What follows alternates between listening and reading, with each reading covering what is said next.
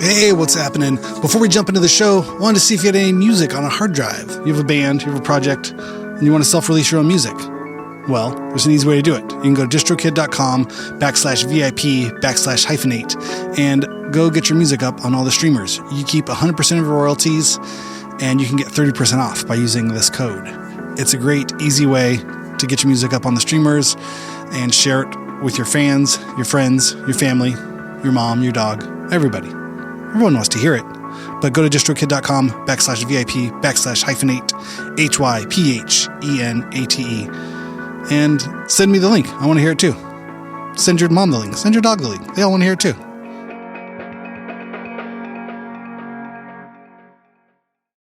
We'd like to thank our sponsor, iZotope, the absolute leaders in intuitively designed plugins for audio restoration, mixing, and mastering. At iZotope.com, you'll find a plethora of tools and suites that will enhance your audio production, whether it's voice, video, podcast, or a full production recording session. Check out the industry-standard audio repair tool, RX11, or the multi-tool mixer plugin, Neutron 5, or the powerful Ozone 11 mastering suite, plus tons more. Go to iZotope.com and use the code FRET10 at checkout for 10% off. That's FRET10 to get 10% off at checkout. And again, the website is iZotope.com, IZOTOPE.com. I would kind of describe it as this magical time because I've never seen it or experienced it anywhere else in my life. And yeah, it's just like so cool, like the community that got built up during that time and all the bands that came out of that time and what that space even like supported us all through, like our trying different things, and from like just testing songs out to all these people that were just like excited to hear what we had, or from playing in a different like room, like playing on top of the bathroom or playing in the ditch because they were like fixing something, and just like being weird and allowing us to be really creative. What's happening, everybody? Thank you so much for tuning in to Hyphenate. This is our show for Thursday, September 4th. I'm so happy to wrap up our 5-week smell month with a quick Pairspace Monday nights interjection there in the middle of it with a great conversation that I had with my good friend Jennifer Clavin from the band Mika Miko and Bleached and her solo project Dear Francis. It was really fun getting to sit and chat with Jen for a little while and talk about all the fun projects and her time playing at the Smell a whole bunch with Mika Miko. Just like last week's conversation with Dean from No Age, it really felt like, you know, when reflecting on my time at the Smell and all the fun stuff that I did there in my youth, Jennifer and Mika Miko et al. Were definitely a huge part of that time and all the excitement and the fun that we had there. I mean, I spoke with Juan from Ape Vigoda. I mean, there's a million people, right? I mean, it's so hard to even just say pick 4 people to talk about, you know, something as vast and as big as the Smell. But I would be remiss if I did not, get Jennifer's thoughts on the time that we spent there and all the shows we played there, and just in general all the shows we played with Mika Miko. I mean, we played a bunch. Dean and Jennifer dated for a number of years, and it was sort of from my position, you know, in the band of being the band member of somebody dating another person in another band, I sort of felt like they were the sisters of our band, or I was the big brother sometimes. I don't know, but it was always fun. I mean, we played so many shows together. I mean, all those songs are like tattooed on the inside of my brain, just like the 818s that were tattooed on the inside of all their lips, or most of them. You know, it was just that funny time, just being kids and running around and being crazy. So I thought it'd be apropos to speak to Jennifer just regarding all of the time there in the early aughts at the Smell, being kids, playing crazy shows, and having a great time. So I'm really excited that she got the time to sit down when she was just in Los Angeles this this summer when Hello Bleached were playing some shows for the Mosswood Meltdown, and then played here in LA a couple shows. So that's when we talked. So it was recorded about a month ago. But yeah, it was really fun getting to talk and chop it up and go down memory lane. It's a funny one. I think we talk about it a little bit. It's that thing too, where like, you know, for years we did so many things together, but I was always kind of checked out, or I don't know if checked out's the right way. I was just, you know, I was unaware of what they were going through. I think, like so much of your youth or my youth, you know, you're just sort of focused on what you're doing and how everything's affecting you, you know, it's sort of a first person narrative. But then looking back, like, oh wait, we did all this stuff together. Like you were at all these shows and we did all these tours and all this crazy stuff was happening. And just by nature of you know, her and Dean's relationship and stuff, you know, I was like, well, I was always around, but they had their personal sort of experiences and I was sort of just, you know, there, but we were going through different things, you know? So it was fun to kind of get to talk with her and kind of get her perspective on how all those things were going, even though, you know, we were probably in the same van or in vans next to each other for years. I don't think her and I ever really had longer conversations, and we kind of get into that. And she talks about, you know, just being funny and weird and young and all those things that, you know, I think everyone goes through, right, at different ages and different times. And if you were ever to, you know, look back with hindsight's 2020, but also with the maturity of years and experiences and everything, it is crazy being a kid traveling around in vans and playing shows every night, you know, because everything is just kind of coming at you so fast. So I appreciate us getting to have a little bit of, I don't know, just kind of some maturity and hindsight and looking back, kind of, oh yeah, this was all so funny. That was crazy. So thank you, Jennifer, for coming on. I appreciate it. And thank you everybody for listening. This officially kicks off the 3rd year of the Hyphenate podcast. Have lots of more fun guests coming up. And send me your songs. Hit me up. You can write me an email at hyphenatehalftime@gmail.com. You can find me on the internet at Randy S. Randall. And tell your friends if you like this show and you think your friends would like this show also. Let people know. And, you know, feel free to give it good reviews and whatnot. But really, you know, word of mouth helps. If you like this show and you like everything we're doing here and remember going to the Smell in your youths, you know, let people know that this is a fun show to listen to and they should listen to these episodes because that helps. So appreciate it.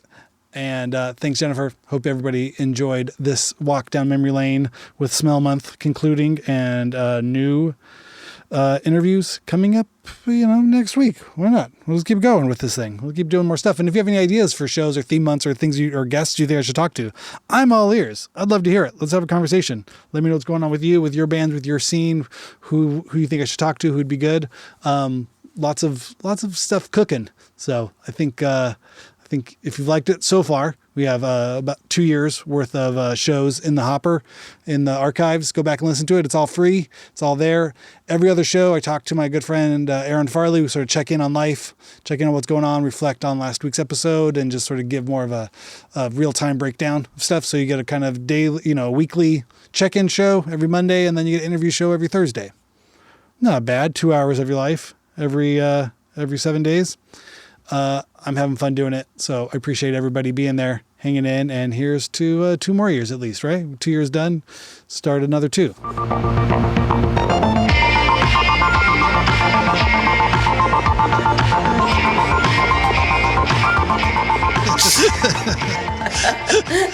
Jennifer, thank you so much for coming on Hyphenate. How you doing? Hi, good. Good. We were just laughing at there's a big countdown before it starts. I always feel like I have to hold my breath. It's like we just like stared into the screen at each other. Wait, it's about to start before we hit record. Thanks so much for coming on. It's great to see you. I have not seen you for a few months. Good to see you too. Yeah. Bleached has some shows coming up. That's exciting. Yeah. We have the the Mosswood Meltdown Mm-hmm. in San Francisco, Oakland on the 19th of August. 19th of July. This might be promoting this might be in the myself. past. Yeah, this might be in the past. This will probably come out in August. Okay, that's what I was wondering. Yeah, that's why I suddenly was like glitching. Oh, it's okay. Yeah, we could acknowledge. Yeah, this was previously. Okay, recorded. so we now at this point have played the show. Who knows how it went? Oh, I'm sure it was great. It was incredible. You got to meet John Waters, and he told you funny stories. Yeah, it was exciting. Exactly. You've played Mosswood Meltdown before? Yeah, we played it with Bleached and Mika Miko. Okay. So now we're playing. Bleach is playing it again. Exciting. And I'm really excited because Exploding Hearts is playing. That is super exciting. Yeah. Is this like a reunion, or I don't understand? Did they have a tragic backstory? Yes. Yeah. And I feel like I feel like I don't have the full facts to say it on the internet, but because I keep telling people what it is, but then every time I tell it, I'm like, is that even right? But I do know a lot of members. They were like one of my favorite bands growing up. And then I think like everyone in the band passed away in a car accident other than the singer. I see. And now they're coming back to play, which is many, many years later.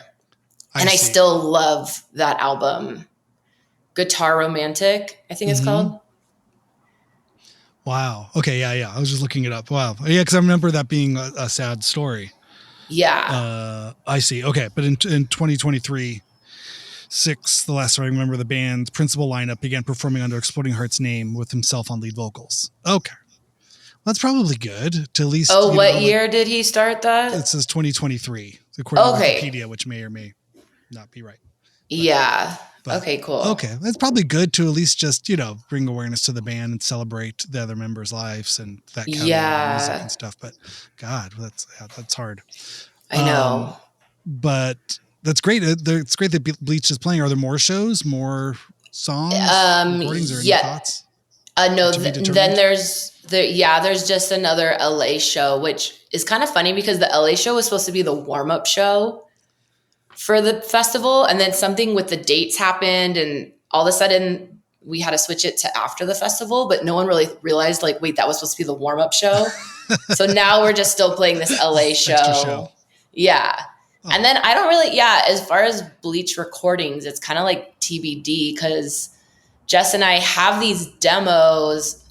We just have so many demos from over the years that never got used, but then we have these demos that we were writing in the pandemic that I sometimes will revisit and I'm like, these are so good, but then still nothing ever happens with them. So sometimes like, I'm wondering if when we do these shows, maybe that will spark the fire. Well, fires are also apropos. You were living in the Altadena area. Gosh, I mean, that was the last sort of time right before all of this crazy stuff has happened too. I mean, there was a huge displacement amongst you and Jess due to the Altadena fires. Yeah, and Jessie's actually still displaced. Her house just sits there amongst the rubble and everything in it, just covered in ash, and she's still waiting. She was like in the area where every house around her pretty much burnt. And then I was a block and a half south of where the fire started, but we have these like windows that never fully close. So when we came back home after evacuating, we saw that also everything had been covered in ash. And like, no one really knows like what that means. Like, as far as like soft goods, like professionals will say, throw single thing away. You'll never be able to get it back out. And then other people say, well, if you wash it a certain amount of times with this certain stuff, you'll be able to get it out. So I kind of just like saved the few things that were really important to me. And then got rid of everything else. Wow. Yeah. I've heard so many stories and so much. Yeah. It's just such a huge tragedy for everybody in that area. I know. It's crazy. Yeah.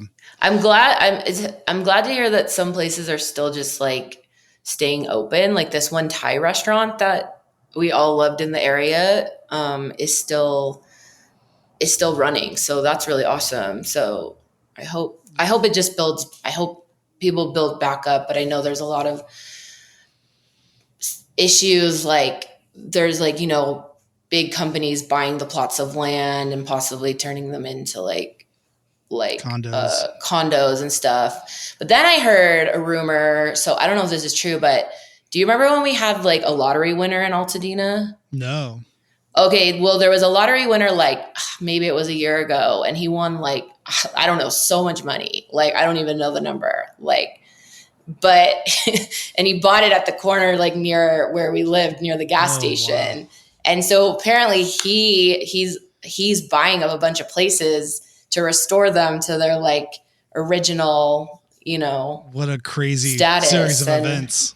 Yeah. Yeah, I know. It gave me chills because I was like, oh, okay. Little did he know. He probably, when he won the money, he's like, what the hell am I going to do with all this money? Not realizing there's a whole plan for it. Yeah, right. Yeah, there's some bigger destiny to step into. Yeah, we have really good close family friends. One of Shan's best friends. Their house survived through the fire, but again, same sort of thing. It was just a lot of remediation, and they had to re all furniture gone, all clothes, everything that was in the house basically had to be disposed of, and all the AC redone, and then the pool, everything done. But so they've done that now. What are we, like 8 months out, or 7 months out from it, and and they're back in the house. And then they just, it was just only in the house for a few weeks, and she sent a video to all the friends. There was a huge brown bear in the pool. Like, after spending thousands and thousands of dollars of getting the pool redone and cleaned and everything out, and now there's a bear that's living in the backyard. So wait, I think I saw this video. Is it a bear and its cub? It was just the bear. I think there's been a few of them, but I think that's just part of that area. I mean, bears have always kind of been part of the Altadena, sort of Pasadena, Monroe, Arcadia story. But yeah, it was wild. It was just knowing everything they've gone through with the house, and then just be like, oh God, okay, now there's a bear here.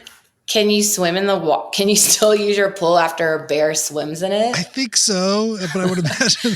I would think so too. But yeah, you probably want to change the filters or do something. You really want to get some of the bear hair out. Oh my God. Yeah. Wow. Well, a lot going on, but I wanted to start back at the beginning. I mean, you and I have known each other for, I don't know, maybe going on 25 years. I think we probably met in the early 2000s. Yeah, probably like 2002. Okay. That sounds right. Yeah. Cause I think, we were still in high school when we met you. Okay. Yeah. When I say we, I'm referring to Mika Miko. I felt like it was a big group event. Well, I remember it's so funny. I feel like we've talked about this, but I remember Dean, my bandmate and No Age, he and I were at the Guitar Center in Hollywood, and I remember seeing you and your sister with your dad, like in the drum room, and you had a cool like slits, like zip up hoodie, and Dean and I were, whatever age we were, probably 21 or 20 years old, 19 years. I don't know how old we were. Probably 20 something. And then and seeing you with your sister, and I don't even think you guys like knew each other, but it was a funny moment of like, it was this feeling of like, oh, these two people are like seeing each other for the first time, and I remember just kind of being there and like, what is going on? This is also so funny. Yeah, because I feel like it was like you guys just seemed really cool. And I think like Dean had a very like Donnie Darko vibe happening. It was the style of the time. Yeah. Yeah. And then also it was like, I feel like in Guitar Center, it was like the first time I saw someone go on the drums and just like fuck around and play them however they wanted. Yeah. He was on the drums playing them all crazy. Oh, that's hilarious. In Guitar Center, in the Hollywood one, like you said. Yeah. And I don't know. I feel like I was like, oh, cool. It's such a funny moment because and then, but you guys, was that even pre Dead Banana Ladies? I want to say, I feel like I actually don't know. Okay. Oh my God. Yeah. It was it was Dead Banana Ladies, not pre. Okay. Yeah. Yeah. You guys were in a band. Yeah. Yeah, and so Dead Banana Ladies was me, Jesse, Jennifer, Mika Miko, and a rotating drummer in like a crust band we had. And we actually got the name because we were like walking around Hollywood one night and there was like a flag for the real estate company, DBL. Okay. I don't know what it stands for, but we like just took the flag off of someone's lawn and we were marching around with it in Hollywood. And we were like, this is our band flag. What are we going to call our band? It has to be something DBL. So we came up with Dead Banana Ladies. Yeah. That's incredible. So then I remember, seeing like just randomly running into but I don't think you and Dean talked then, right? Because you were like with your dad. Yeah. Okay. So it was like probably like early 2000s. We go to Guitar Center, me and my sister. I think we're still living in the Valley, and our dad is like, well, I'm going to take you guys to Guitar Center. So we all drive into Hollywood. And then that's when we like walk around, and then it's like, oh, let's check out the drum center before we leave. And we walk upstairs.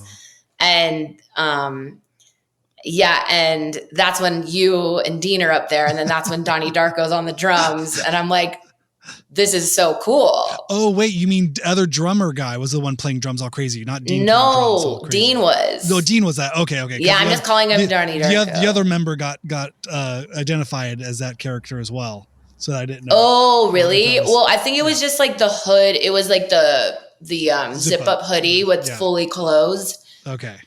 Got it.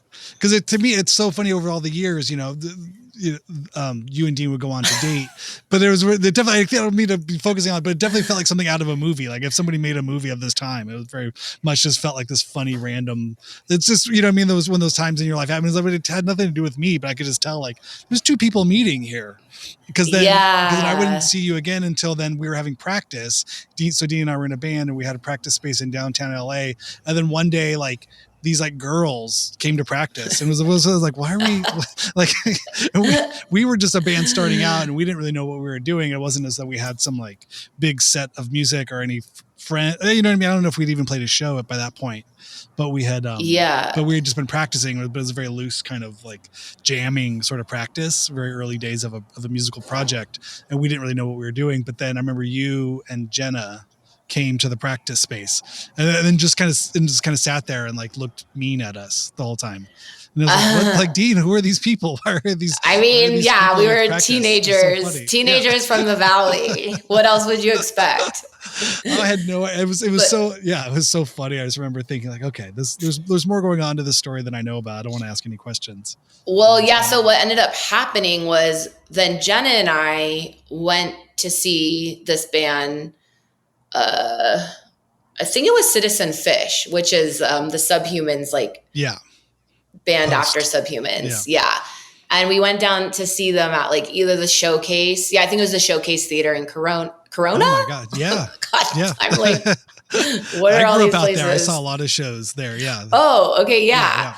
And so we were like, oh my God, they're so good. And they were like, we're playing this place in their British accent. They're saying we're playing this place in downtown LA tomorrow night called The Smell.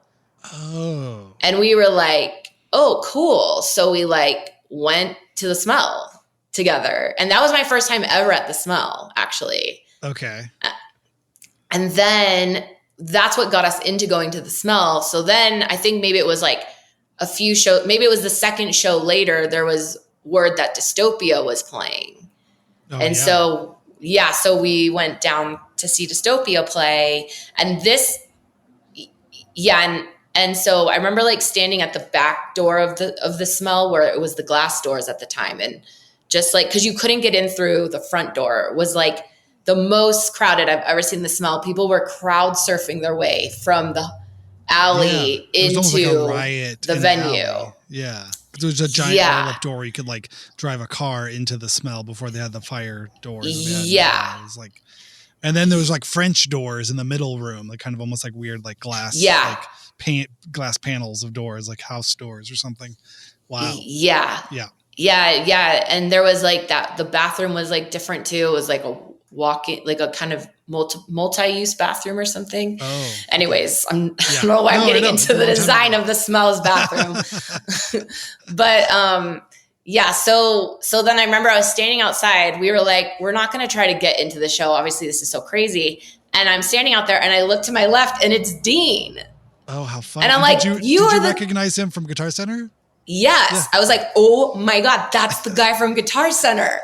But like, yeah, I'm just like a weird, moody teenager. So like, I'm not about to go say, hey, I'm just awkwardly standing there for like probably like 15 minutes. And then he comes over to me and he's like, were you at Guitar Center? And Oh, that's hilarious. yeah, and we start talking. And then we're like, oh, we have this band, Dead Banana Ladies.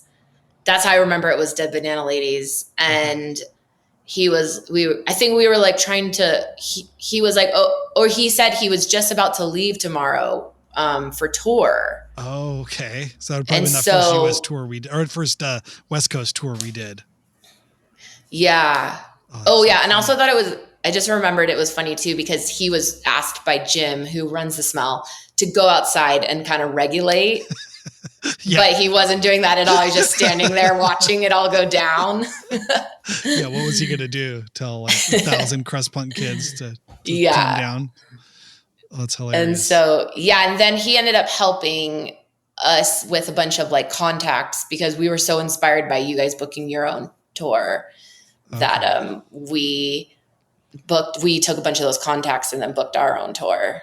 But then at that point, what had happened is Dead Banana Ladies suddenly ended and became Mika Miko. I think within a practice, it went from being a crust grindcore band to suddenly whatever. I don't know how you would even describe Mika Miko, post-punky.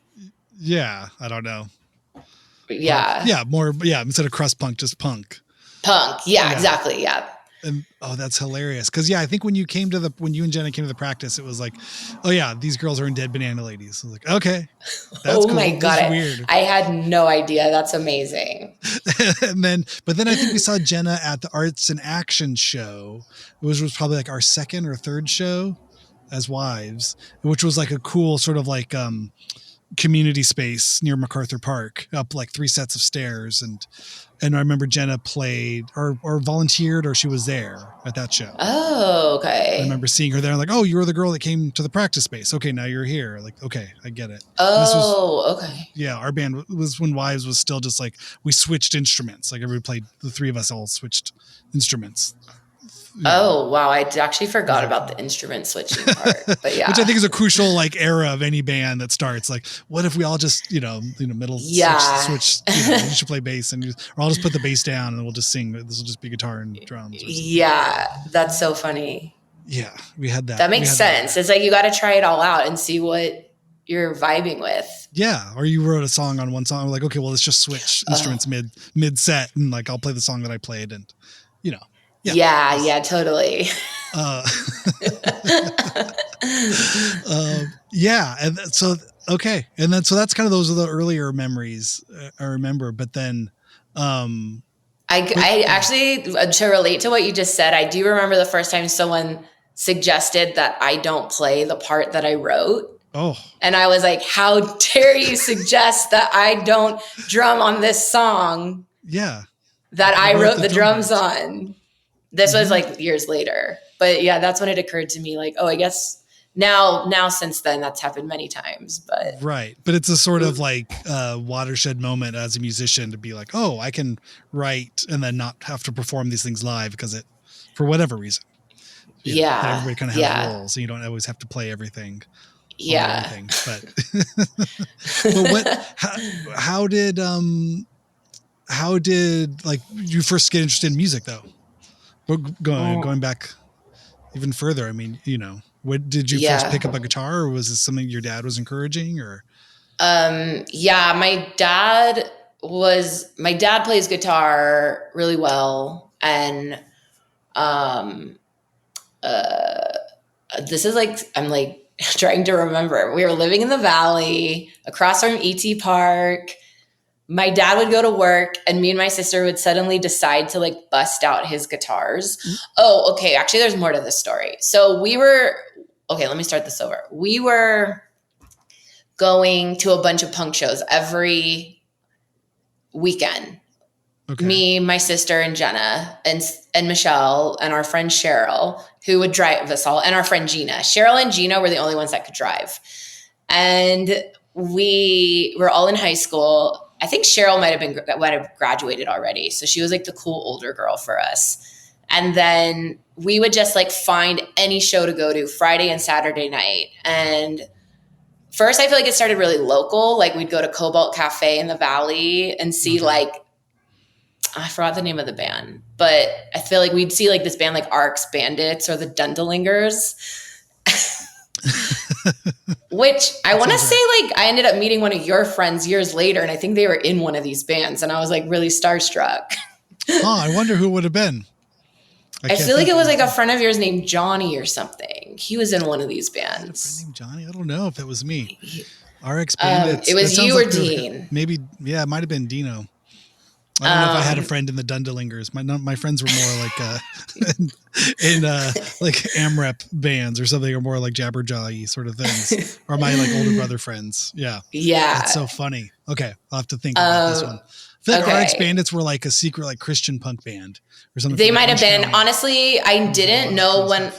Yeah, I didn't know when I was showing up to a Christian band, a Christian punk show until I was there, and friends would go, "Oh my God, you're Christian?" And I'd be like, "No." And they'd be like, and then I'd figure it out. There was like a couple moments. I think that was done on purpose. I think those bands were kind of like sneaky Christians or what, you know, it was part of their missionary work to go. Yeah, exactly. Yeah.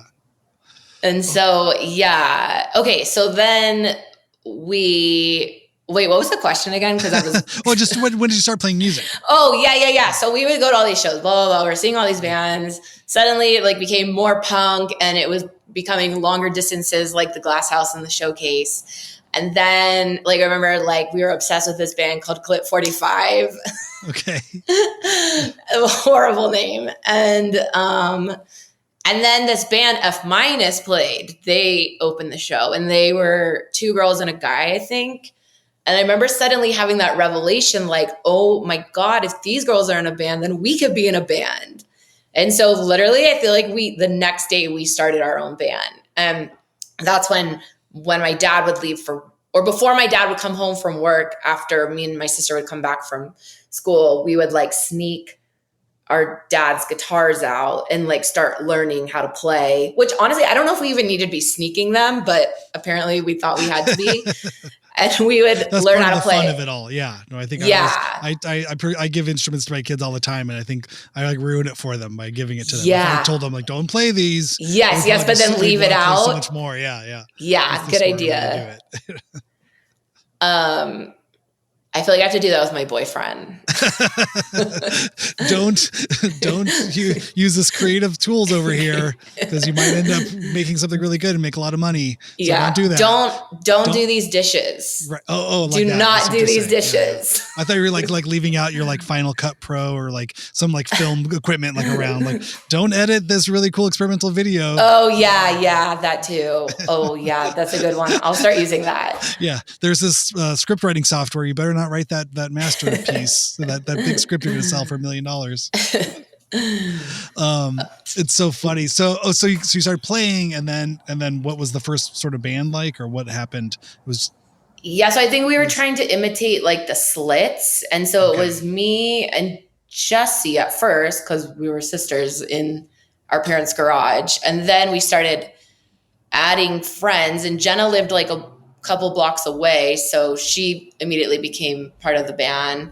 And then our friend Rebecca was in the band for a second. I don't even know what we were called. I found a list once of all the potential names, and it was really funny. And so that was like where it started. And then we were literally just like, I just remember like playing my dad's insanely heavy solid wood self-made guitar, where I was like just strumming down so hard. That was the only thing I could do, and like try to play a power chord.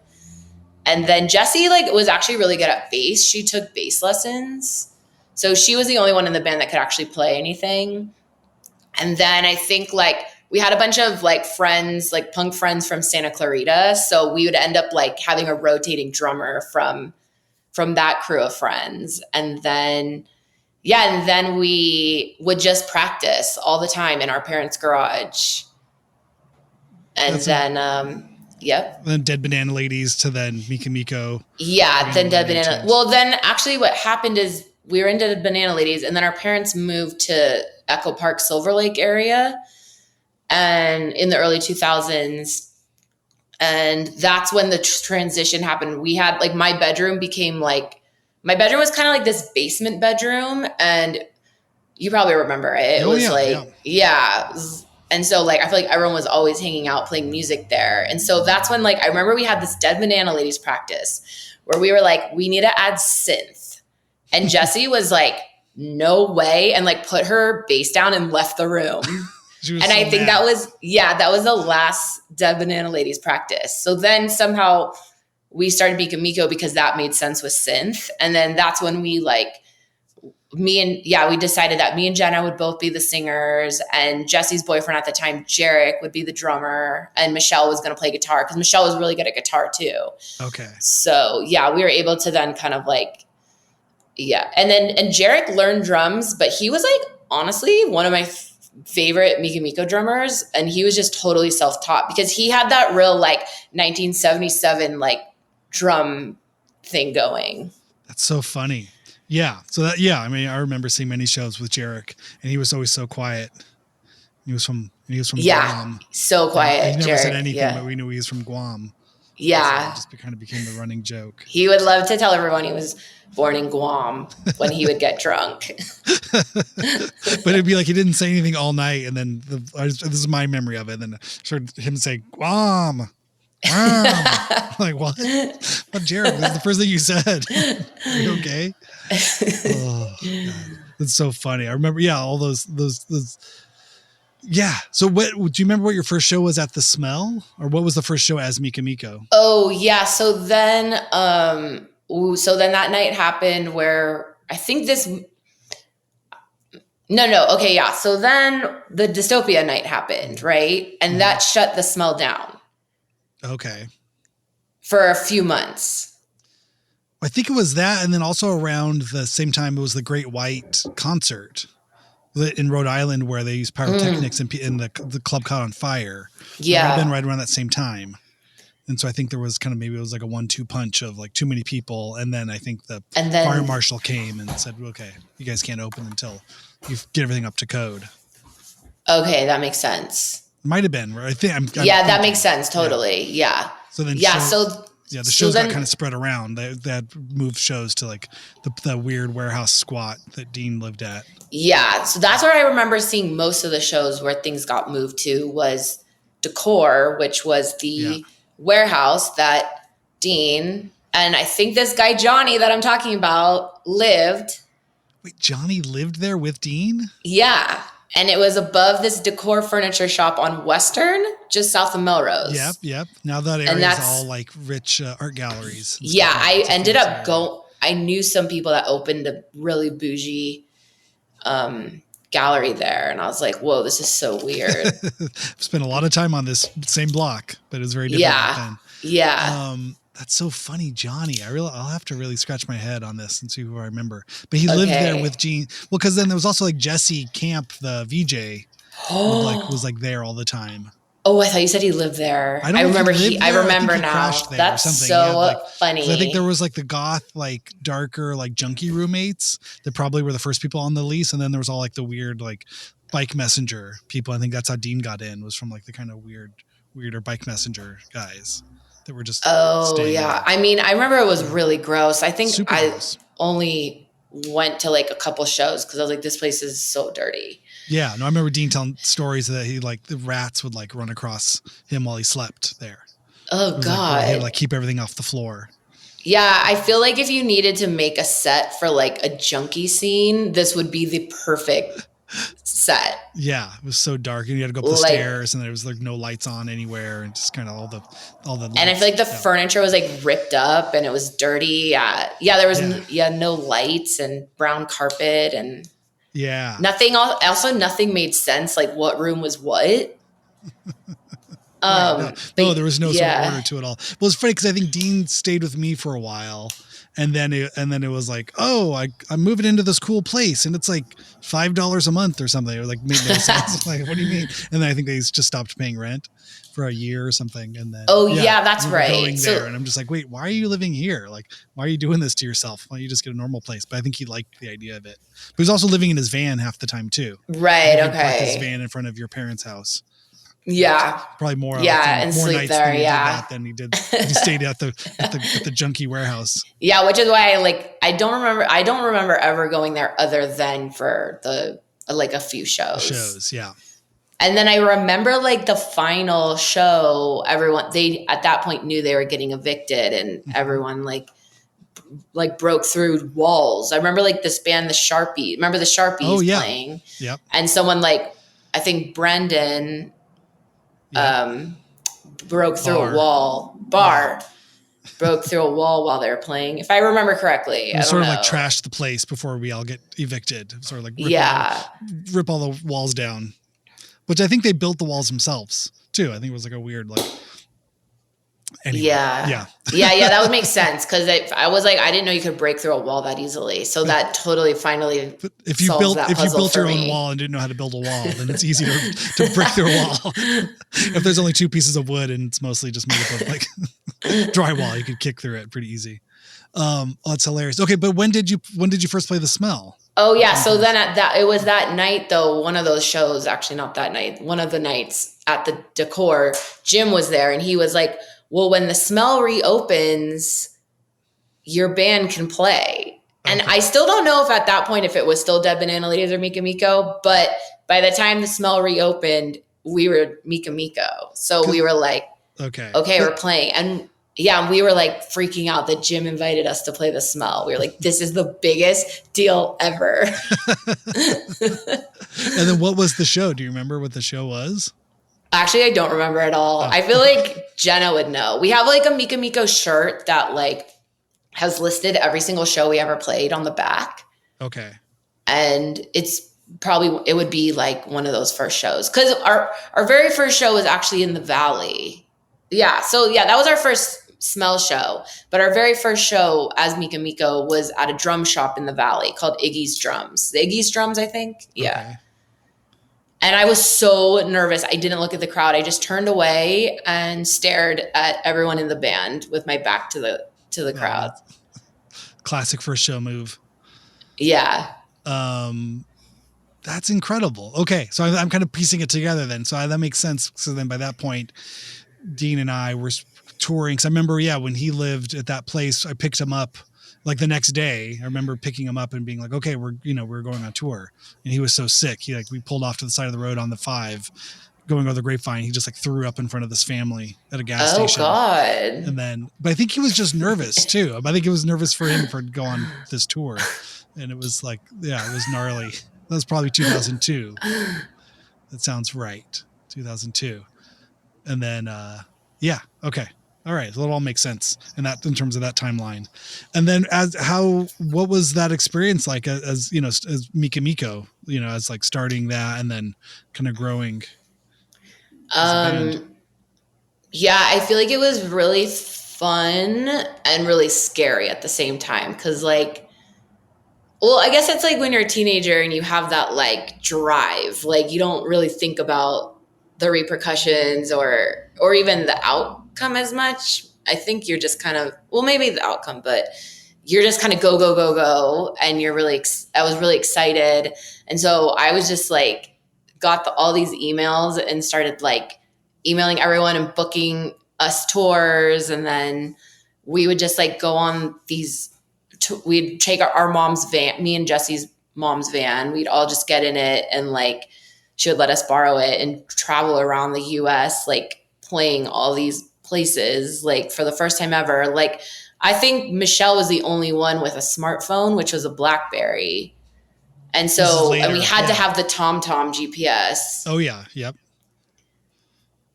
I remember all of that. Yeah. And then, there's this funny story we have where like, we had to print out every map before we left. And we made this whole like notebook with all directions, all contacts. And I printed everything out. And then we were driving on the freeway, like in the Midwest somewhere. And Kate was like looking at the book and I had just given her Kava Kava. Like, I feel like no one really knew what Kava Kava was back then. And now it's like, everyone takes Kava Kava, but it was like those caffeinated like nuts. No, it's the relaxing. It's like to relax you. And so so she had just taken, it's an herbal supplement, and you just put some in water and drink it. And so she had taken a kava, and as she was looking at the book, the whole thing had just flown out the window. And we were like, no. Wow. Yeah, like, what are we supposed to do? And so we had to, I think I like called my dad, and he had to go into my computer and email me like every bit of information again. Somehow I was smart enough to keep it all backed up on my computer, which is surprising to me. Or also I probably had to we had to find like an internet cafe, I remember, and going back into the emails and piecing it all together. And so, yeah, we did that. And that's wild. Cause I remember we met up with you at the end of our first US tour in like Olympia or Seattle or something. We did the West Coast down, which I think might've been your first West Coast tour with Jarek still on drums. Oh, okay. I'm trying to remember if that was the tour. Was that the tour where there's a picture of like me, Dean, and Mark all wearing a matching striped shirt? Maybe. It could be. I'm trying to think. Or that might have been. We've done so many West Coast together. It would have been 2003. I remember that would have been the year. Okay.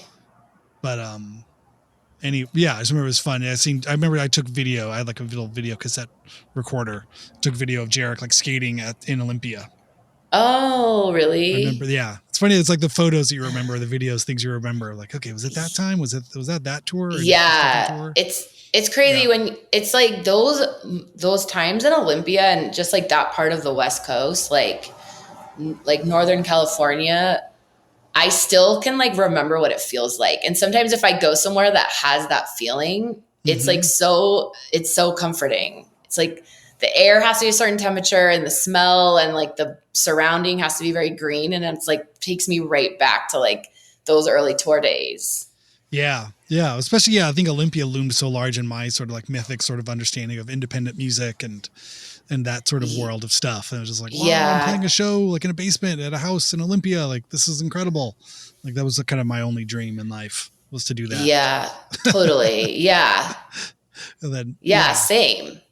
It's so funny. And then that happens, a year or two into being a band. And I think if I would have stopped playing or the band would have broken up or nothing ever happened, I could always say, I just cross that off my list. Like, okay, as a 19-year-old, I wanted to play a show in Olympia, and I did that. And okay, that's that's about as far as I could ever really have a thought beyond. Yeah. At least seemed realistic to some degree. Like I didn't know how to do it, but. Yeah, totally. Yeah. And I remember those shows just getting so packed and crazy and like sweaty and just like being the most fun ever. Yeah. I mean, yeah, I definitely think, and I don't think we've ever talked about this, but I think for years it was always a kind of feeling of like, cause we would play our own shows as wives or then even as no age, but it was like always like the Mika Miko shows were always the best shows. Oh, you know what I mean? I think us playing with you is like, this makes sense. Like this was really fun and exciting to do. And no matter what happened with us as a band or how as things went, but it was like, but no, it was better when we played with you guys. It was just those were the fun shows. And I think even for years, I think I had that like internal sort of thing of like, oh, but if we're not playing with them, like the shows aren't going to be as good. Or something, what I mean? There was just an energy to it. And I think it's a testament to how great, you and all the ladies in Mika Miko were. That I think it was a party at all times. And I think I often felt like, and I think when I look back on it or had that imposter syndrome, I'm like, well, Dean and I are just kind of two nerds, or that sort of self-doubt of like, oh man, like we don't really know what we're doing, but you guys seemed just to be more confident or sort of have this relationship with the audience where everyone wanted to be around you. And it was like, oh, this is cool. And so I think in so many ways I always thought of us and it was like, oh, well, we're in the Mika Miko like world. Cause you always had friends and people and stuff. You know what I mean? I don't know if that makes sense. But it felt that way. Like, I feel like it was always like a crew. And yes. You were good at rolling with a crew. Like I could never roll. I never had a crew. And also it was like, I feel like everyone was so down to just like hang out after shows and keep in touch after shows. And, also it probably helped that we were two singers, like both dancing or whatever we were doing, like gyrating. I don't know. Yeah. That probably helped. Like, cause also I do remember we would play some very awkward shows as well, where everyone was just standing there like watching us. And then the energy we had, that would be really awkward for everyone to just, if it was a crowd where everyone was just standing there staring. But then, it'd be so fun if everyone was like dancing along. And I feel like we'd always do that thing where you'd like run into the crowd and kind of push people around and force like movement to happen. Because I was like, this is actually so painful for me if people aren't dancing and moving or whatever. Yeah. You need to make something happen if you're just I guess it felt like it needed to be a group event rather than we're performing and you're watching. Like this needs to be one big group event or this is going to suck. Yeah. Yeah. Oh, For I know me, that at feeling least. exactly. Yeah. Yeah. I remember, I think one of the first No Age shows we played, with Mika Miko, we opened up for you at a college in Whittier. Do you remember this? And I borrowed Shannon's like Suburban. She had like my now wife, but then girlfriend had a big Suburban, and I like drove us all in that her big car to the show. I kind of remember. I think this was like maybe the first, like within the first 5 shows of No Age, because after, then Wives broke up and ended. Oh, right. And then Dean and I were starting this new thing. And I think you guys had a show booked at this college it was weird. Yeah. It was a very small show, like in a basement or something. Oh, God, I don't totally remember where that was at. I do remember one of those college shows, but it wasn't in a basement. Or maybe not a basement, maybe like a rec room. It was almost like in the cafe. I remember it was like right. It was that one. Yeah. I think I'm remembering this. Unless I'm getting that mixed up with Claremont, because aren't they like they're near each other, right? They're not too far. I feel like we were always playing like the colleges like in the LA area. Or is that LA? Yeah. Whittier and Claremont? Yeah. The bigger it's not LA like county. Inland Empire. Claremont almost is. But yeah, Whittier is just next to like East LA. But I remember, that Whittier show and just kind of driving everybody and having that sort of like, I felt like, again, I had older brothers, so I always felt like I was like a kid, like I was the kid person. But then I think once Mika Miko and your crew and group sort of entered the conversation, I was like, oh, I'm like the adult. I've like become the older brother, which I think I always wanted to be an older brother. Oh, that's that kind cute. of feeling. But I was always felt like I was the little kid because I had like my brothers were like 12 and 13 years older than me.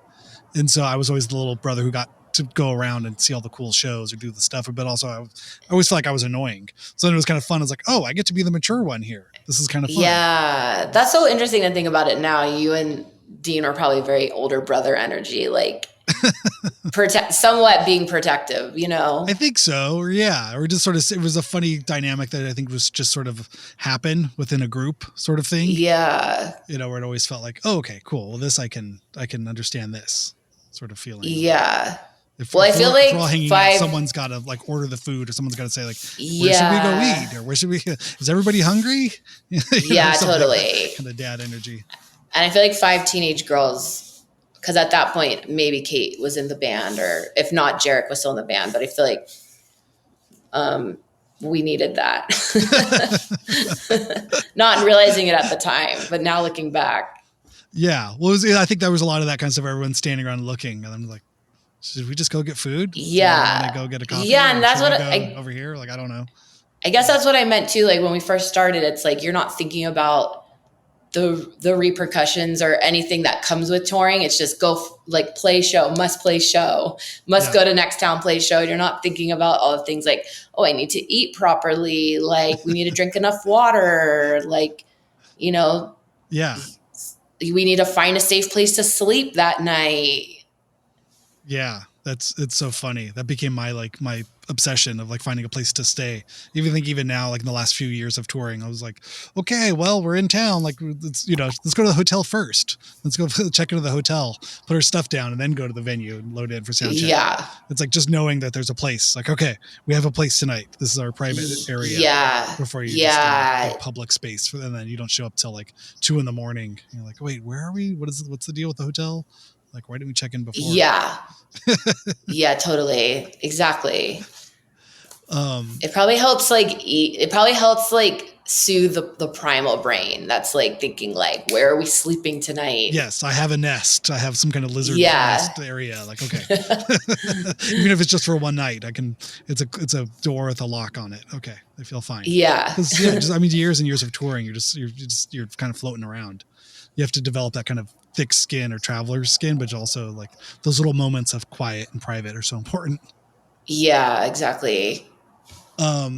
Yeah. So, I mean, yeah, this is probably a different interview than you normally do. I feel like this is different for me because normally I would ask so many questions, but like I know so many answers to so many of these questions. So it's more fun just to kind of talk about these random things. Like, do you remember this? Yeah, I didn't even really think about what the interview would be like. And now I'm like, oh, this is cool. I didn't like, now it's making sense. Like, yeah, of course we talk about all these old memories.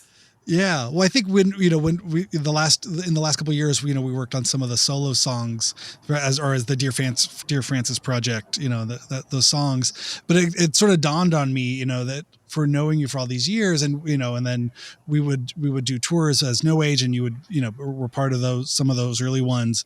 And I was like, you and I have probably sat next to each other at all these crazy events in all these cities and all these places and been on airplanes and vans and all these things. And then I was like, but I don't think you and I ever really had a conversation because like you and Dean always were insular or you had your particular thing. Yeah. Although like I didn't know how to have a conversation. Sorry. Oh yeah. What do you mean by that? What does that mean?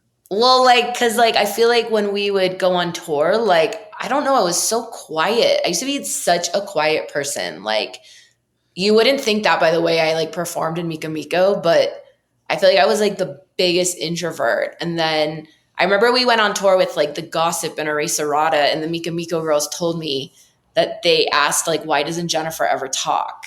And I don't know why, I just like wasn't ever comfortable talking unless it was Mika Miko or I guess Dean, but well, those are big personalities in those two groups as well. Like that's a funny thing to think about. Yeah, true. I'll let them talk. I'll let them do all the talking. I'm fine with that. Yeah. Yeah, it's interesting. But yeah, I always just assumed that whatever was going on is none of my business. You know what I mean? So I feel like because the conversations are two-way streets. So I'm sure I probably were like, I don't, I'm sure I probably said something like, do you like coffee or something? You're like, yeah. No, I don't really drink coffee. Okay. Well, we're gonna go sound check or something.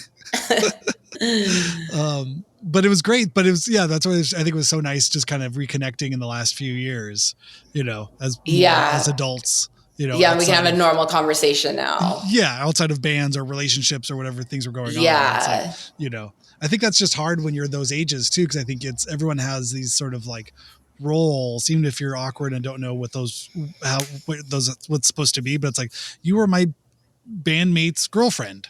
Like, okay. Like, and I was your boyfriend's bandmate. Yeah. So those are funny, like things are going, I don't know I don't really have, whatever that relationship is like, doesn't really happen. Yeah, like, totally. We're friends. Yeah. Like we know each other. Like we went through all this crazy stuff. We've done all these funny things. But but it's always through like a filter or a lens. And I think about like, it just makes me think about other relationships or other times in your life. You go through life and you're like, oh yeah. Like, what is that? What are those experiences like, for the other people? Yeah.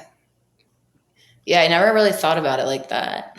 Yeah, I mean, I suppose it's a specific type of point of view, but at those ages too, I think just all the music and everything was just seemed to be happening so fast. There wasn't really a lot of time for introspection. Like everything was kind of like that. Like it's either a show or writing songs or getting ready for shows. So there was like very specific, very urgent things that had to happen, and then all the moments in between those were just sort of like facilitating more music, more touring. Yeah, and I feel like in those years, Mika Miko and even Bleached years, like the friends were so important. Like your crew, like we were saying, like that was everything. Like to me, like I just like always wanted to just be like with my friends and like and if it was like going like just like we were always on tour. So I feel like we were always just like this little family unit in a van together. Mm-hmm. And then it's interesting too, because people would come and go and you'd be really sad that someone was leaving, but then someone else would come in and then they'd become like a family member. And now it's like all those people I have these really strong connections with, even if I don't see them for years and then I see them again, just like you and me, like it's like almost like just, it doesn't feel like it's been that long a time since since Right. like connecting with them. Yeah, but it is funny though, because through the different bands, the different tours, you end up living, you know, kind of like a million different lives. You know what I mean? For all those experiences, and it all happens so I fast and know. it's so intense, and it all matters so much at that moment. Like, this is the most important thing that exists in the world. Exactly. And then next year it's totally different, the different group of people, and this is the whole thing. But those are important. That's just that kind of that level of touring or that level of like work is sort of all consuming. Yeah, and then it's so weird because now in my life I don't live like that, you know, and Same. Yeah, and it's sort of like, did that even happen? Like, it feels like forever ago, that part of my life. Yeah. It's also, I think it's a weird place too. It's like, almost feels like a mental disorder or some kind of like, some kind of condition that like, oh, right. Where I just couldn't really commit to anything. So it was just this like random, like speed dating, but like through careers or through like, you know, like just I'm so used to everything being so intense and changing all the time that you could never really had to like make up my mind about anything. You know, I was like, oh, well, I'm committed to this one band, and this is what, through this band, I'm in a different city every other day. And then I'm only home for 2 weeks. So I can't really like, you know, and for a while when you're young, like, oh, that's kind of good. This sort of works out for me, 'cause I don't really know how to function. I don't really have coping mechanisms or social skills. So this kind of works for me as being exactly a weird, you know, like touring robot. But then as you get older, you realize like, oh, it's a very lonely sort of like isolating existence. At least that was my because then you're experience. not.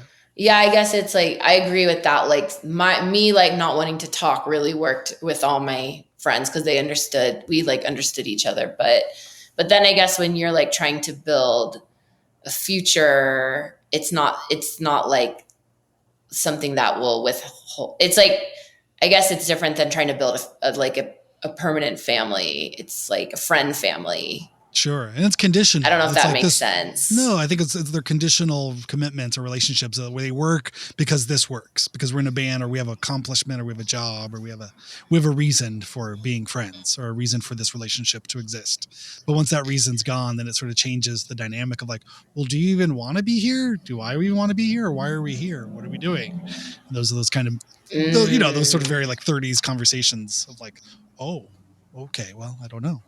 I feel like it's most of the people I've been in bands with though, we're like still friends. Oh yeah. It's just like, we're not getting in a van spending all that time together, but I'm going to, you know, I still like go to their weddings and things, you know, all important events, you know, like at least 85%. I don't know. I almost want to say, like 90% of people I've been in bands with. And I think that's cool. I feel like that works for that age, you know, like I feel like it's like, okay, that's like for the age that we were at that time, that type of relationship works. And and then when you get older, you kind of just, everyone changes their priority to like their long lasting relationships, I guess. I don't know. Yeah, or it's a more mature sort of relationship, I guess, in some of those ways of like, oh yeah, what does this mean? Yeah. But I think for myself at least, I had to even sort of just define like, who am I without the band? Or if I'm not in this band, like what do I bring to the world, or who do I, you know, that's the kind of thing. And I think, you know, I, you know, went through some, you know, some time with sobriety and learning that kind of part of myself, and like talking about all those things. I was like, whoa, this is crazy. It helped me sort of like just get right sized and sort of land in the world in a place that I felt comfortable in. Yeah. Yeah. I guess for when can you hear me still? Oh yeah. Yep. Oh, Rin. Oh, hello? Okay. Am I there? Yeah. Oh yeah. Can you hear me? Yep. You're there. Okay. I think there's like a little delay on you, but it'll come back. Okay. Yeah. Referring to sobriety and everything, I guess I think what happened with me is I just got so carried away with, just the lifestyle, you know, and like maybe the, like, just the way I started. I don't know how to explain it, but I guess when you're like a teenager and you're doing it because it's so fun. And then you get a little older and you're kind of starting to do it because you feel like you have to, like there's more people working for you now and you don't want to disappoint anybody. And that's my big thing, is like my big character defect is people pleasing. So I feel like I didn't know how to have boundaries at all. Like to be like, I actually need this amount of days off on tour. I would just do what I was told and then work myself into the ground and then be really resentful and drink it all away. And then have these like crazy fights on tour and just be so unhealthy because we're just like, you know, then every night you get to the venue, you're off. The first thing you're offered is what kind of alcohol do you want? And then it just starts making the whole experience like the highs are like worth the lows all of a sudden. Right. Because it's a reward. There's a reward at the end of the trudgery of the day or whatever. Yeah, exactly. And but then when I guess when I got sober, it was like interesting because we had to go on tour right away. So I was like, suddenly I felt like I was in like sobriety boot camp where I had to be like in a bar full of alcohol being asked, what do you want to drink? Well, people in my band were still like getting wasted and the bands we were touring with were getting wasted. But I had such a strong support system that, of people that were sober in bands. So I guess I was lucky in that way because I know like maybe before that, maybe it wasn't as known, like what musicians in a band, what musician is sober and who you can have as support. So I think just having the support was like seriously what carried me through it all. Yeah, same. I feel like my sobriety came kind of right at the height of like, a lot of touring and traveling and stuff. And definitely remember calling my sponsor from the road and from hotels and things. And with some of the great advice, just being like, well, is there a vending machine in the hotel? There must be a vending machine. There's always shitty vending machine. Like, yes. He's like, go get a, bag of candy. Go get a, just do anything. You just don't drink. Just go do something else. Go get a Snickers and then go to bed. And then just don't drink. Just don't drink today. It's just like, okay. And then I remember doing that and then waking up the next day like, oh, okay, I guess that worked. It was something. I feel like I was crawling out of my skin, but I read the book and did what, took the next logical step and did all those things, you're supposed to do. And then somehow another day goes, but it's crazy. I was just flashing when you were talking too about it, like that there was I think the only time Dean and I ever fought on stage was in England, where we like played this early show. I forget why we got to the show at like noon or something, and I forget the name of the band. You remember these boys that were always like? Was it called Love? Were they called Lovers? Maybe was that it? Because I recently found a picture of us all with that band. That could be it. Yeah, because they were like, have you ever tried vodka and Diet Coke? And I was like, no, that sounds terrible. Or vodka and root beer or something. And they're like, it's great. You got to try one. And so I remember they just kept giving them or kept ordering them. And we were at the bar for like 4 hours before we played. And I think by that point, because I think you played an earlier show.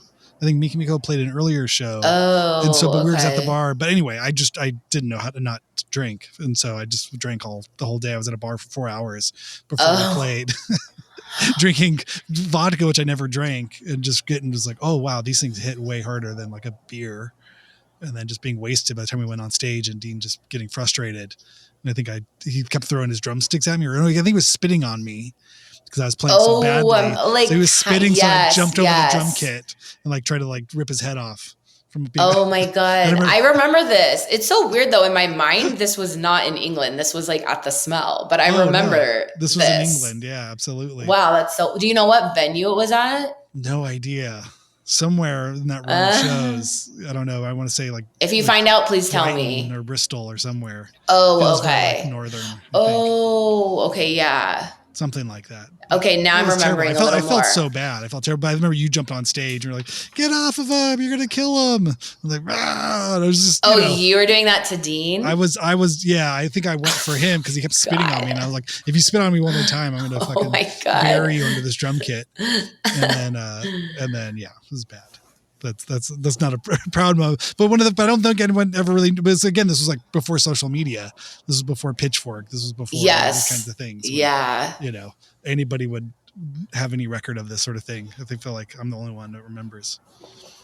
Yeah, I know. Well, I've heard from like, since being over in England lately, I hear a lot of people just always reference No Age, and you guys were so like such a big deal when you came out, I guess. Oh, that's so in funny. England. Yeah. Well, I remember that tour we did with opening for Mika Miko in 2007. That was, that was sort of our first time really over there. It was with. Oh, okay. Oh. That was so fun. Yeah, I don't feel like Mika Miko made as big of an impact as No Age did in England. That's funny. I think we had a rainbow T-shirt at the right time. I think is probably what totally. Everyone had the shirt. That's what everyone tells me. Is they all had the shirt. The shirt was probably more popular than the band was. I think we got lucky with that one. While there's still a million other things to talk about and Bleached and so many other things, but we've hit the hour. This is usually where I try to wrap it up. But I meant to ask you how long it is. Yeah. This. Yeah. Thank you for being so generous with your time. Yeah. I mean, if you have any other things you want to ask, I can spare a little more, but. Oh, yeah. No, yeah. Well, I mean, yeah, I guess, there's a million other things, I suppose, but it's all like, I just, I don't know. I mean, as you reflect back on, specifically that time at the Smell and sort of like first, like, experiences around that time, like what do you remember, or what do you think about, or how would you describe that time? I guess I'd kind of describe it as this magical time, because I've never seen it or experienced it anywhere else in my life. And yeah, it's just like so cool. Like the community that got built up during that time from and all the bands that came out of that time, and what that space even gave, supported us all through like our trying different things, and from like just testing songs out to all these people that were just like excited to hear what we had, or from playing in a different like room, like playing on top of the bathroom or playing in the ditch because they were like fixing something, and just like being weird and allowing us to be really creative. And also the no alcohol thing. I think that was such a good idea, even though like people were always sneaking alcohol. I just feel like I don't know. I just still really appreciate that Jim was strict about no alcohol. I mean, I guess he probably had to be for law, but still, I just felt like it was very.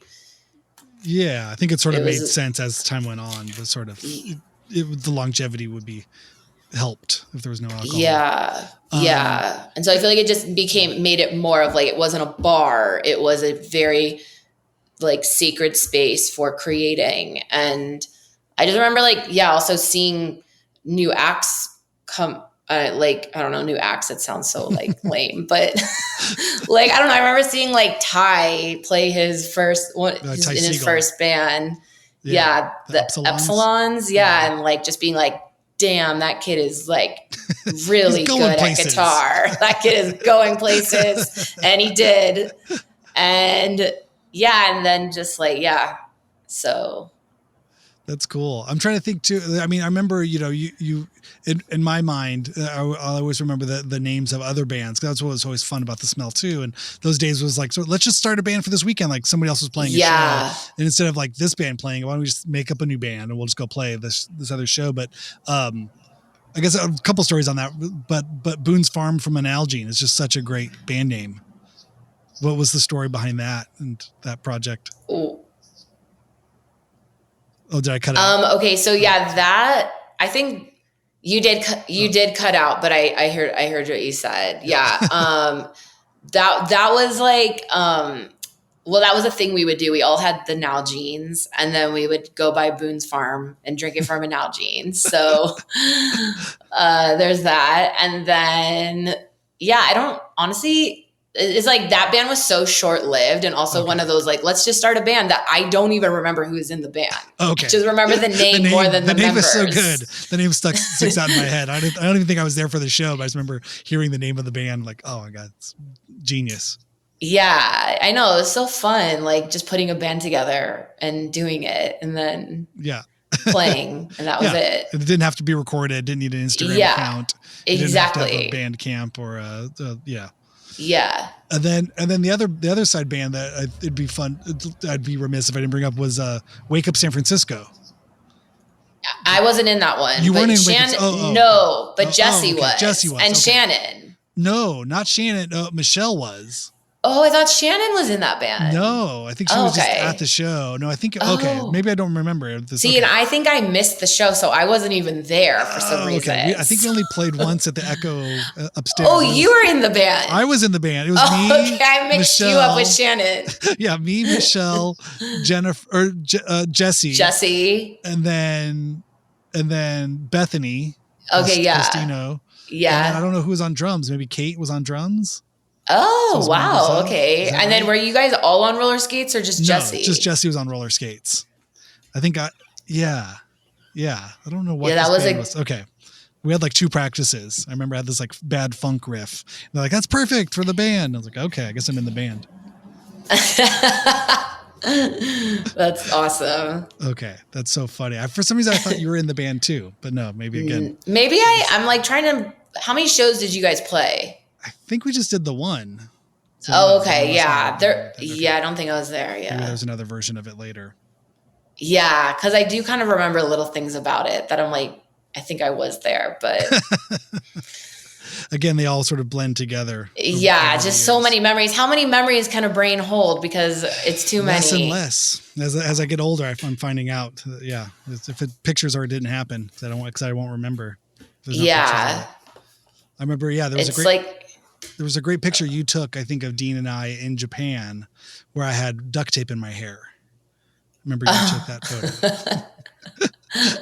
Why did you have duct tape in your hair? I put it there. It was at the end of the set, and I think I duct taped the guitar to my face. Oh my God, yes. Oh, and then I had to pull it out, and the duct tape was all stuck in my hair. Yeah, and it was crazy around your head. Yeah, I think that sounds about right. And then also you directed the Goat Hurt music video. Oh yeah, which was Dean and I on bikes riding. Yeah, I wanted to do. I'm not into film or anything like that. I just got excited about making friends' music videos. Yeah, it was really fun. Yeah, and so, so I was just trying to do one full shot where it was like all coordinated with you guys starting in one spot and ending in another spot on your bicycles. And then we had like friends coming in and coming out while I drove in the back of a car filming and someone drove the car. Right. And then I think it ended up being really cool. But the only thing is the quality is so low. And I feel like if that quality... If I had just had a better camera, I probably was just using like a mini DV or something. Yeah. It was the style at the time is what we had. Yeah. Because I looked it up recently and it is so pixelated. Oh, really? Okay. I'm sure. Well, now the resolution is better. I mean, we didn't even have. Oh, maybe we can up-res it. Oh, we could probably up-res it. We could use AI. Maybe we could just become like chipmunks or something. We can become squirrels using AI filters. Speaking of music videos too, then I remember that I directed a music video with Lana Kim for a Mika Miko song. Yeah. As well. I got a lot. Yeah. Oh my God. Yeah. We did that at the Director's Bureau parking lot where we painted the lines and the thing. And that was, again, it was the only thing I think I ever directed. I don't think I wasn't trying to be a director, but it was fun to think like, oh, we could just do this thing. Yeah, exactly. I think that's what was so exciting about that time too, where it was just like, I don't know, like somebody should do this thing. Do you remember you guys played some show where like people could buy stuff on the show? Like you played in a camp. It was like in a Hollywood warehouse, like in a set that looked like a campground. And it was supposed to be like TV, where it was like interactive TV, where like people could buy the tent like behind you. Oh my God, I kind of remember this. See, that's the thing is, I feel like there were so many cool things like that always happening. Like, yeah. Or Yeah. I remember. Yeah, or you'd get invited to go play a thing or something, or like invited to weird parties. And you're like, wait, I think there were like famous people there. Yeah. Famous people at the Yeah. time. Or like playing a house party and playing in the kitchen. Yeah.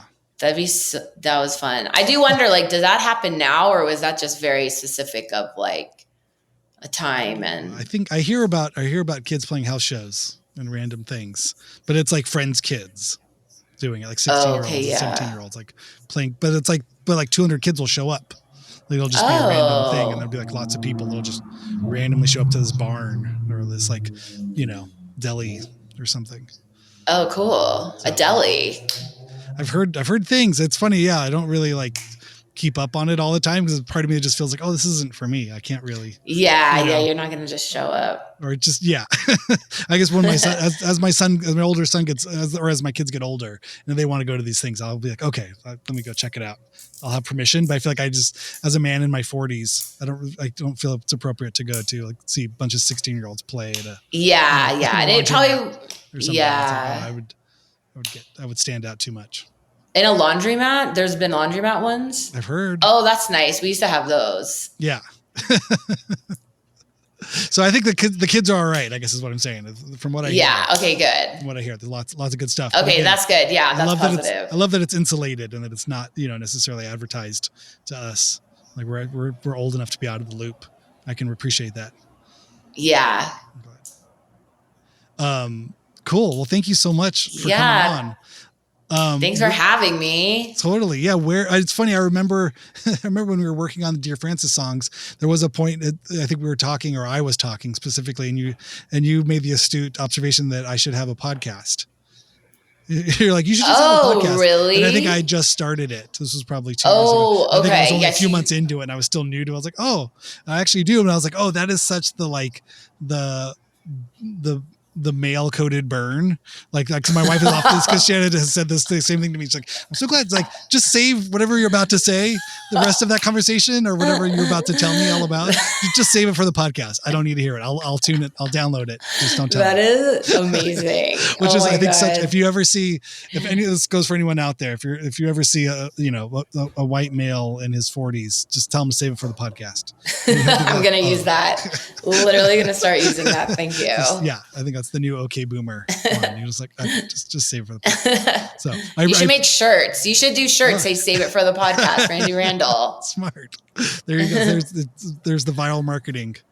Jennifer Clavin. I appreciate it. Speaking of viral marketing, where can people follow you? What's the best way for people to keep track of what shows you have coming up and all the fun stuff? Just at my personal Instagram, which is still Hey Jen Bunny. I've tried almost changing things to update my new project, Dear Francis, but then I just keep coming back to just my personal Instagram. So Hey Jen Bunny is pretty much where you can find everything. And I post pretty much everything I'm doing there, whether it's like a Mika Miko reunion, a Bleach show, or a new Dear Francis thing. Incredible.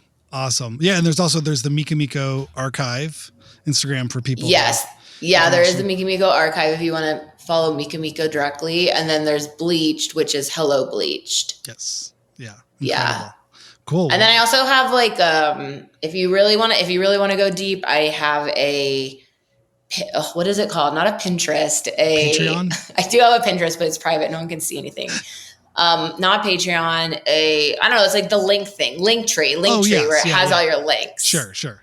I kind of I prefer that because that feels like the old, a little more old school where everything is just like in one little place and it's all small and cute. Yeah. And it's probably just my name. I actually don't even know what it is. Or it might be I think it's Dear Francis 143 Linktree. Is the Linktree. Okay. Well, is it embedded into your link in bio? Yeah, it's in Instagram. Yeah. There you go. Yeah. Click link in bio. So good. Yeah. I hate it all. I actually hate it all, just so you know.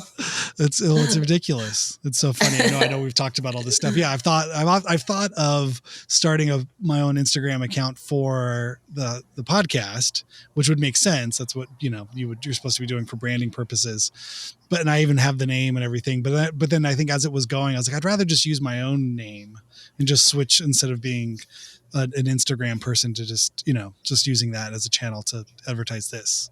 Oh, okay. Yeah. That's where I'm kind of doing that too right now. And I'm always like, am I supposed to start an Instagram for Dear Francis? But it just feels like I'm adding more of these social media accounts that I now have more to care about. Right. So, exactly. Or double posted here or there, but I also don't have much. 90% of my photos are just of my kids, and I don't want to use them to advertise, as like advertising material for other things I do in my life. So I'm just like, oh, okay. If I'm advertising something, I don't want it to be all my family and stuff, or like funny pictures of my kids doing funny things, which I guess is what Instagram should be for. But I don't know. I just feel too. But then it's weird because then you're like, it's full of so many things. So it's like I'm being sold, I don't know, something, and then it's your kids, and then it's crazy shit. Like, it's just it's so different than what Instagram used to be like. Yeah. And then it's news, I'm also and then it's somebody's fashion thing, then it's a bad joke, and then it's this. Yeah. It just feels so toxic to have like something as cute as like kids doing funny things. Yeah. And then also I just feel like ever since like the internet started becoming a thing, the platform was always changing, like we'd all get so set on this thing, Friendster, and then we were set on MySpace, whatever. And then it became Facebook and then Instagram. And I'm like, so I'm always like wondering if it's going to suddenly change to something else one day. And we all have to learn that. Or is like Instagram the final? Please don't let this be the final boss. We're always waiting for this to evolve into something better. Like that'd be so depressing if this was. I know, right? And then social media coalesced with this. It's like, no, it was never supposed to end here. Yeah, exactly. At all. Yeah. I'm waiting for something better to come around. So we'll see. Yeah, but until then, at HeyJenBunny on Instagram. Okay. All right. Well, thank you so much. I appreciate it. Thank you. Thanks. Okay. Bye. Bye.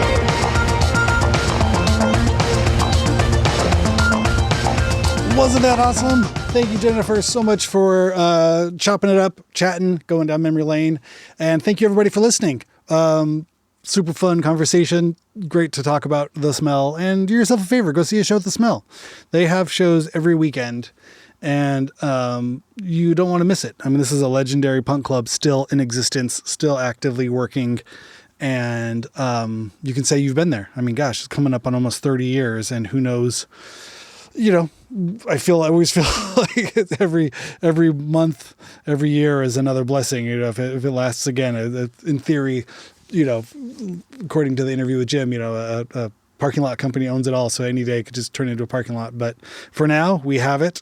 Let's use it. Let's enjoy it. Cheers to all things smell. And for all things Jennifer related, hello, Bleached, Dear Francis, Mika Miko. You can follow her at HeyJenBunny on the Instagram. And she's got a link tree there and, links to all the good stuff that she's doing. And follow her on her journey. Where life will take her next. I'm sure it's going to be interesting.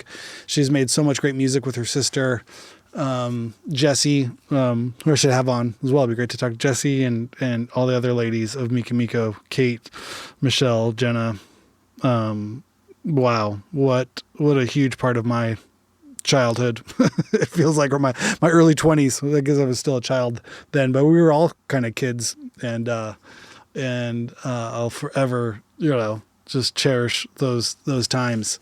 It was so influential and so funny and just so character forming for me to spend so much time with Jennifer and all the ladies from Mika Miko as just a dumb kid myself trying to figure it all out. They were inspiring, and I think our best shows were always with them, and it was always so much fun playing those shows. I'll never forget any of it. Got tons of dumb pictures of us all over the place. And it's really, really special time in my life and my memory. So, and reflecting on the smell and all that time. It's definitely, this was the first 4 people I could think of that sort of helped illustrate and tell that story of my experience at the smell in the early aughts. So thank you everybody for being here. I will see you on Monday with Farley to talk about whatever things our kids are up to, soccer games. What do we get? Conspiracy theories, talking about how weird music is and how weird we are as old men now, and what it used to be like, what it's like, and what happened. So tune in Monday. All right, have a good weekend. Stay cool.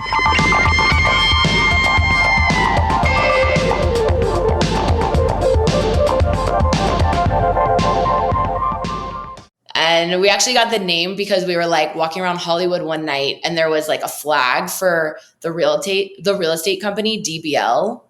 I don't know what it stands for, but we like just took the flag off of someone's lawn and we were marching around with it in Hollywood. And we were like, this is our band flag. What are we going to call our band? It has to be something DBL. So we came up with Dead Banana Ladies.